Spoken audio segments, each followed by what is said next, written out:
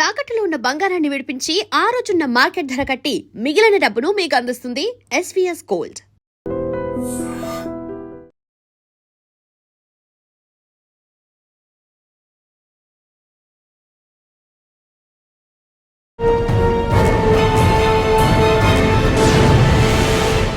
Welcome to crime diaries. ఈ వారం మన guest one of the best police officer in Kurnool district.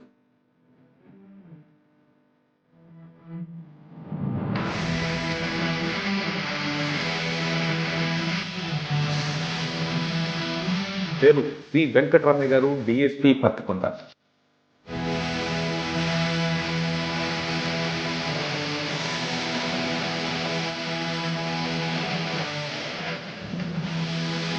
మీరెందుకు police అవ్వాలనుకున్నారు? నేను యాక్చువల్గా ఏ రోజు కూడా పోలీస్ ఆఫీసర్ కావాలనుకోవచ్చు. మీరు యూనిఫామ్ వేసుకున్నారు, మీ ఫాదర్ కోరిక నెరవేర్చారు. ఫస్ట్ పోస్టింగ్ ఎక్కడ వచ్చారు? ఫస్ట్ పోస్టింగ్ కంటే ముందు మా ఫాదర్ ఇంట్లో 9 మంది ఉన్నారు, నువ్వు లాస్ట్ కొడుకు, పోలీస్ డిపార్ట్మెంట్లో పనిచేస్తే సో అది మాత్రం వద్దు, నాకు పేరు తీసుకుంటారు, నీకు ఏదైనా డబ్బు అవసరమైతే నన్ను అడుగు కానీ ప్రజలను అడగద్దు. ఆ ఒక్క పదం కోసము నా ఎంటైర్ కెరీర్లో ఈవెన్ ఒకరోజు ట్రాన్స్ఫర్ అయితే కూడా నేను లెక్క చేయలేదు. ఆలగడ్డ మీరు వెళ్ళేసరికి మీకు వచ్చిన ఛాలెంజ్ ఏముంది? అక్కడున్న ఫ్యాక్షనిజంతో నాకు ఎలాంటి ప్రాబ్లం రాదు. ఎవరైతే పెద్ద మనిషి పంచాయతీ చేస్తారో ఆ పంచాయతీ చేసిన పెద్ద మనిషి మాట వినకపోతే ఆ మనిషి తర్వాత చదువుతూనే సమాధానం చెప్పాలి. అట్లాంటి సిచ్యువేషన్స్ ఉండేవి. అది ఆటోమేటిక్గా క్రిమినల్ అయిపోతుంది. ఆ క్రిమినల్లో కూడా ఎస్పెషల్లీ ఆలగడ్డ అంటేనే that is called Bambulagadda. So అట్లాంటి సిచ్యువేషన్తో బాంబు ఎక్స్ప్లోడ్ అయితే ఎన్ని చూస్తుంటారు బాంబులు సౌండ్లు? మీరు గొడవ జరిగిన రోజే ఒక 100 బాంబులు. ఆలగడ్డ బాంబులగడ్డ మారణ కారణం ఏంటండి? Allagadda earlier it is an ఆవులగడ్డ, it is a small village. ఒకప్పుడు పడకంలో ఆవులగడ్డ అనేవాళ్ళు. డిపార్ట్మెంట్ మీకు సపోర్ట్ చేస్తుందా? మ్యాక్సిమం సపోర్ట్ చేసింది. ఈ ఎక్స్పీరియన్స్తో 2 కుటుంబాల మధ్య.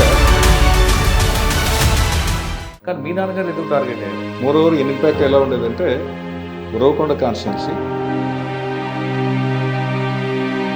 ఇంటికి వచ్చి కొట్టారు, పిలిపించుకుని కొట్టారు? లేదు, వెహికల్ వాడేవాడు కాదు, 4 వీలర్ కానీ.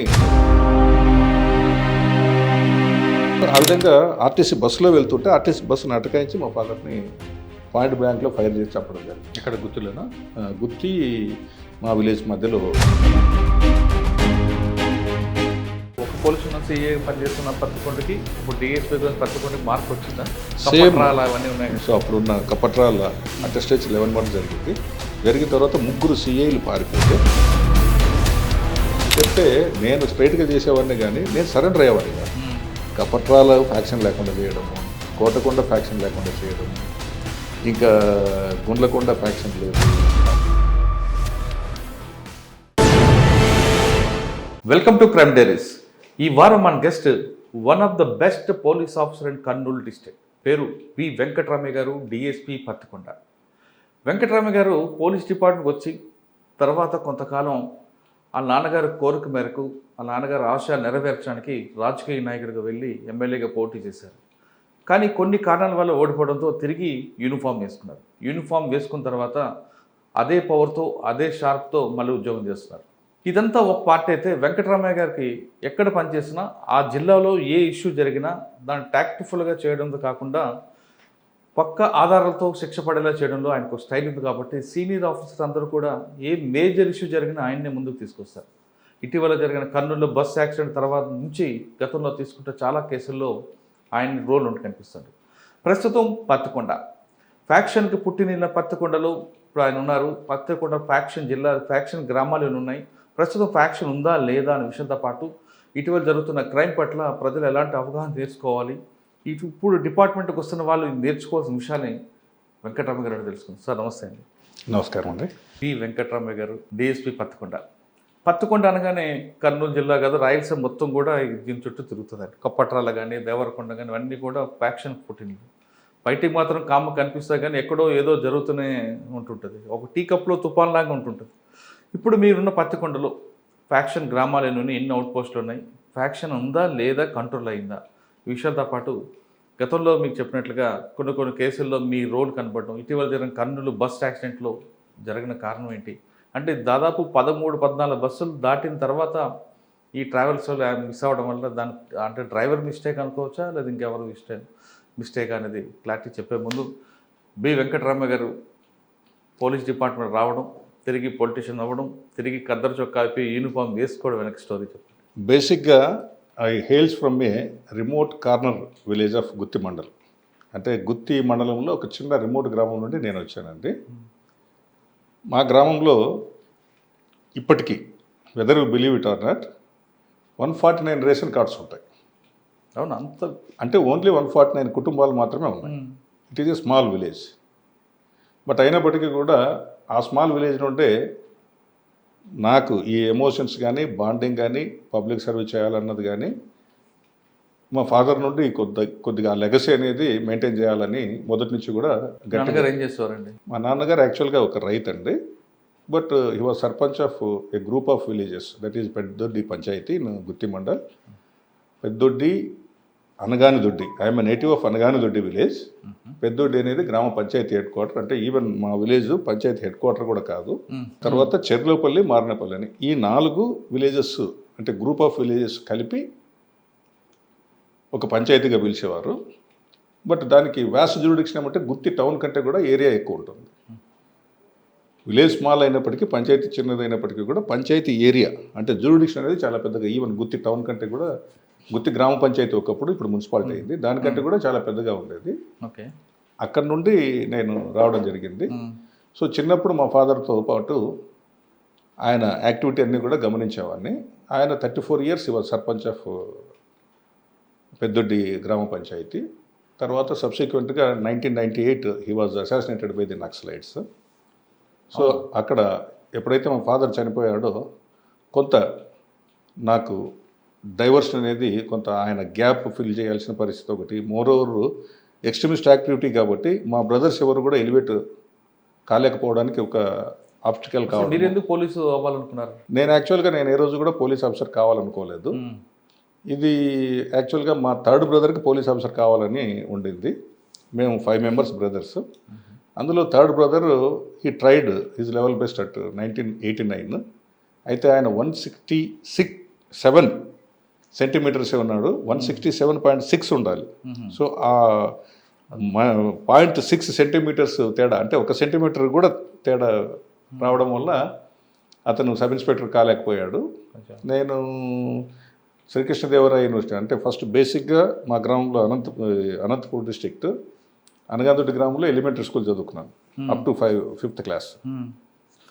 6th to 10th వచ్చేసి గుత్తి, అంటే మండల్ హెడ్ క్వార్టర్, అప్పుడు తాలూకా హెడ్ క్వార్టర్స్ అనేవాళ్ళు. అక్కడ Malter Smith junior college, high school cum college రెండు అక్కడే చేశాను. సేమ్ ఎంఎస్లోనే, అంటే Malter Smith high school cum junior college అనమాట, అక్కడ చేశాను. తర్వాత సబ్సిక్వెంట్గా Anantapur arts and science college, ఇప్పుడు అటానమస్ అయింది అది, ఆ కాలేజీలో పనిచేశాను, చదివాను అక్కడ. పనిచేసేది అనేది ఓవర్ఫ్లో అవుతుంది, ఎందుకంటే నేను ప్రెస్టీజియస్ కాలేజ్ అది, మొత్తం ఎంటైర్ రాయలసీమ ఇంక్లూడింగ్ నెల్లూరు. అంటే రాయలసీమ అంటే నెల్లూరుని కూడా మనకు ఎస్వి యూనివర్సిటీ పరిధి కింద చూసేవాళ్ళు. ఆ పరిధిలో ఉన్న కాలేజెస్లో ది బెస్ట్ కాలేజ్ అది. ఇక్కడ మనకు డాక్టర్ సర్వేపల్లి రాధాకృష్ణ గారు అక్కడ లెక్చరర్గా పనిచేశారు. స్పేస్ చైర్మన్ యుఆర్ రావు గారు అక్కడే చదువుకున్నారు. నీలం సంజీవ్ రెడ్డి గారు అక్కడే చదువుకున్నారు. సో అట్లాంటి కాలేజీలో నేను ప్రెస్టీజియస్ కాలేజీలో అక్కడ చదువుకున్నా. Now my daughter is working as a degree college lecture, regular, not ఏదో ఏమంటారంటే పార్ట్ టైం కానీ, కాంట్రాక్ట్ బేసిస్ కానీ, లేకపోతే టైం స్కేల్ కానీ, ఆ విధంగా కాకుండా సర్వీస్ కమిషన్ ద్వారా, ఎగ్జామినేషన్ ద్వారా యంగెస్ట్ అసిస్టెంట్ ప్రొఫెసర్ క్యాడర్లో జస్ట్ 25 ఇయర్స్కే my daughter has been joined as a degree college lecturer. ఆ కాలేజ్లో నేను చదువుకున్నా. ఓకే, అంటే పోలీస్ అవ్వాలి ఎందుకు అనుకున్నారు?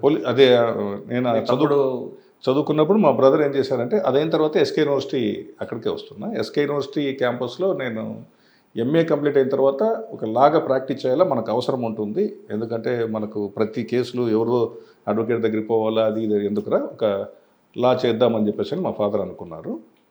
అని అంటే సరే అని చెప్పేసి నాకు లాలో కూడా మంచి ర్యాంక్ వచ్చింది. ఇది స్టేట్ ర్యాంక్ 26th ర్యాంక్ వచ్చింది నాకు.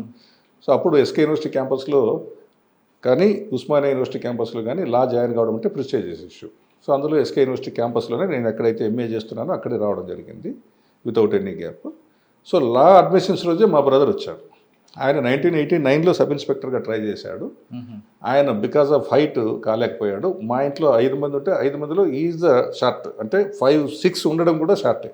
167 చెప్పాను కదా, 167.6 ఉండాలి, 167 ఉన్నారు.